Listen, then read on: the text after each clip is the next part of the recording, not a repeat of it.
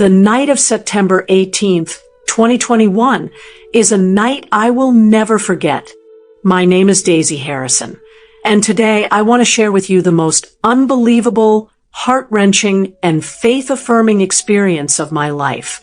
One that has changed everything I ever believed about life, death, and eternity.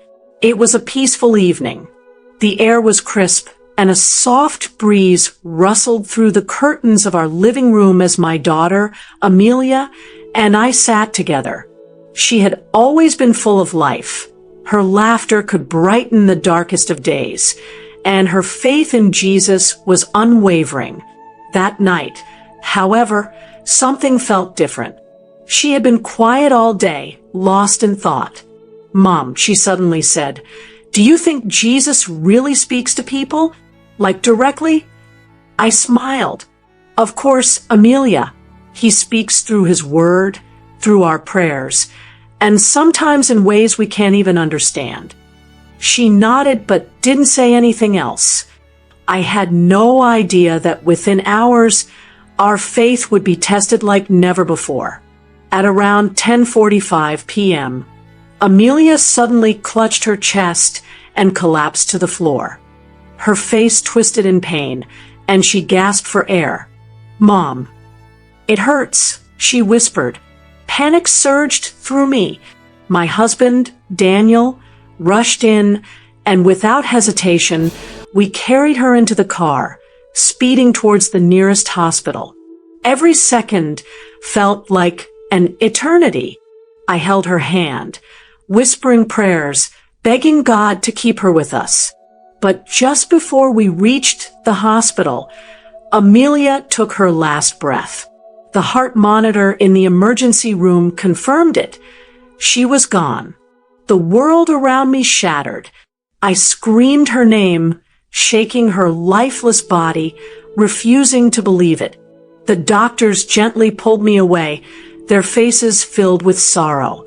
Minutes passed like hours. I couldn't breathe. My Amelia, my baby girl, was gone. And then something impossible happened. Her body, which had been lifeless for what felt like an eternity, suddenly jerked. A deep gasp filled the room as her eyes flew open.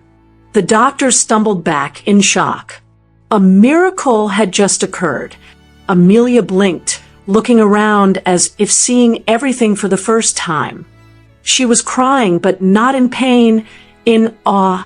"Mom," she whispered, "I saw Jesus."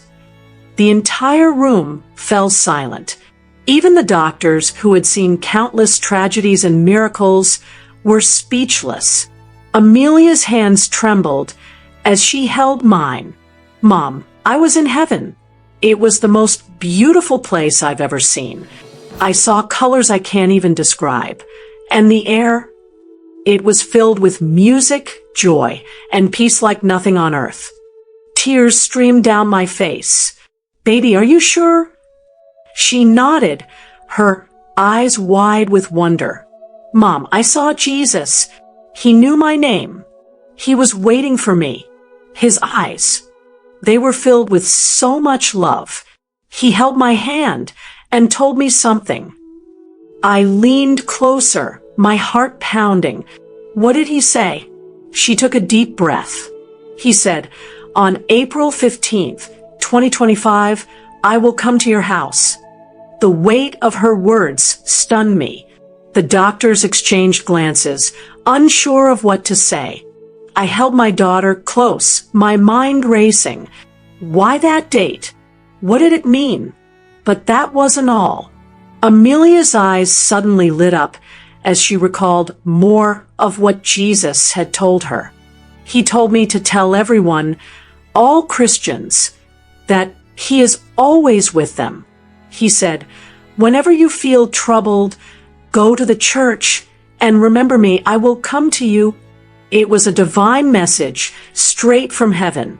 By now, everyone in the hospital had gathered around. Nurses, patients, and even doctors stood in silence, some with tears in their eyes. They had just witnessed the impossible. News of Amelia's death and resurrection spread like wildfire. People from all over came to hear her testimony. Pastors, church leaders, and believers alike gathered in our home, wanting to know more about her experience. Many wept when they heard her story. Others fell to their knees in prayer, realizing the urgency of Jesus' message.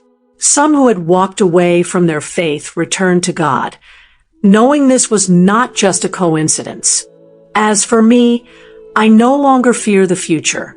I no longer question God's presence, because my daughter, a girl who had been clinically dead, came back to tell us that Jesus is real, heaven is real, and he is coming.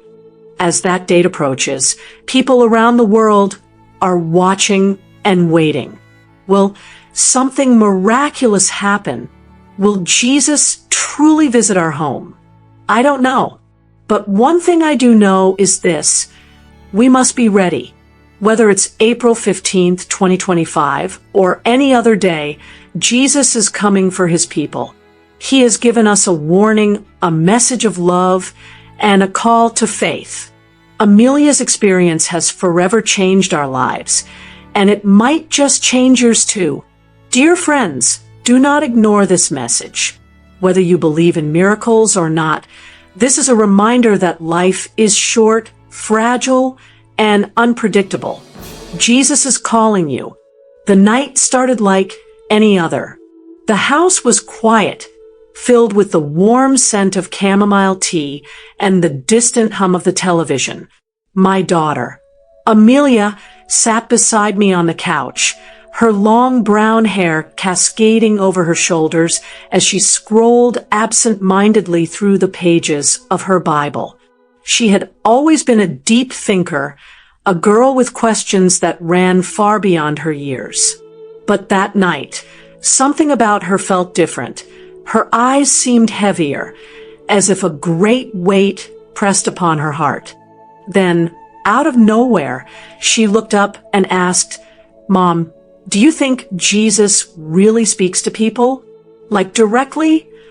I smiled, a soft chuckle escaping my lips. "Of course, Amelia. He speaks through his word, through our prayers, and sometimes in ways we can't even understand." She nodded, digesting my words, but a flicker of uncertainty remained in her expression. She opened her mouth as if she wanted to say something more, but then hesitated and fell silent. I should have asked her what was on her mind. I should have pressed a little harder, but I didn't, and I would regret it, because within hours our faith, would be tested like never before. The clock struck 10:45 p.m., and Amelia had just stood up to get a glass of water when it happened. One moment, she was fine. The next, she clutched her chest, her face twisting in agony. Her breath came in ragged gasps, her small hands gripping at the fabric of her nightgown as if trying to hold herself together. "Mom," she whispered, her voice barely audible. "It hurts." Time slowed. My heart pounded in terror as I lunged toward her. She swayed on her feet, and before I could catch her, she collapsed to the floor. "Amelia!" I screamed, falling to my knees beside her. Her eyes fluttered, her lips turning an eerie shade of blue. I pressed my fingers to her wrist. No pulse. "Daniel!" I shrieked, my voice echoing through the house. My husband stormed into the room, his face drained of color when he saw her lifeless body. "We have to get her to the hospital," he shouted, scooping her up in his arms. Tears blurred my vision as we ran to the car, our hands shaking as we fumbled to start the engine. I prayed like I had never prayed before.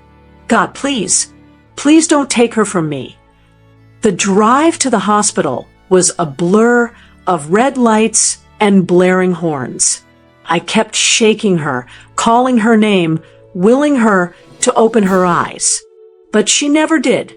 By the time we reached the emergency room, Amelia's body had gone completely limp.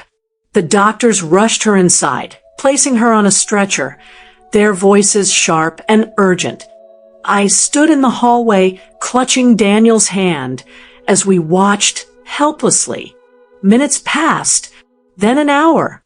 Finally, a doctor emerged, his face grim. "I'm so sorry," he said, his voice gentle but firm. "There was nothing we could do. Amelia is gone." The words shattered me. I collapsed to the ground, a wail of grief escaping my lips. My baby, my sweet, precious girl, was gone. But then, just as I was about to lose all hope, the impossible happened. A nurse screamed. Doctors who had already begun writing the time of death froze in place. Because Amelia, who had been dead for over an hour, gasped for air and opened her eyes. A hush fell over the entire room. Everyone stood in shock, watching as she slowly sat up, her face glowing with something indescribable. I rushed to her side, tears streaming down my cheeks. "Amelia?" I whispered, afraid to believe what I was seeing. She turned her head to look at me, and then she smiled. "Mom," she said, her voice soft yet filled with an unexplainable certainty. "I saw Jesus." The entire room fell silent. "He spoke to me," she continued, her small hands trembling. "He called me by my name. He held my hand and told me something. Something important." My heart pounded. "What did he say, sweetheart?" Amelia's eyes filled with tears, not of sadness, but of pure, overwhelming joy. He said, "On April 15th, 2025, I will come to your house." Gasps echoed around the room. Doctors exchanged nervous glances. Nurses covered their mouths in shock. I felt like the earth had tilted beneath me. April 15th, 2025. Why that date? What did he mean? But before I could ask, Amelia continued. "He also gave me a message for all Christians," she whispered. He said, "Tell them I am always with them. Whenever you feel lost or afraid, go to the church and remember me. I will come to you." The news of Amelia's death and resurrection spread like wildfire. Reporters, pastors, and believers from all over the country came to hear her testimony. Churches filled with people desperate to understand what had happened. Many who had turned away from God returned to Him. Skeptics fell to their knees in prayer. Doctors, despite their scientific training, could not explain what had happened. Amelia had been medically dead. There was no earthly reason for her to return. And yet she had. But the biggest question remained: what would happen on April 15th, 2025? As that date approaches, people around the world are watching and waiting. Some believe Jesus will physically appear in our home. Others think it marks the start of a great spiritual awakening. I don't know the full meaning of his words, but I do know this: something is coming, and we must be ready. So I ask you, dear reader, are you ready for Jesus?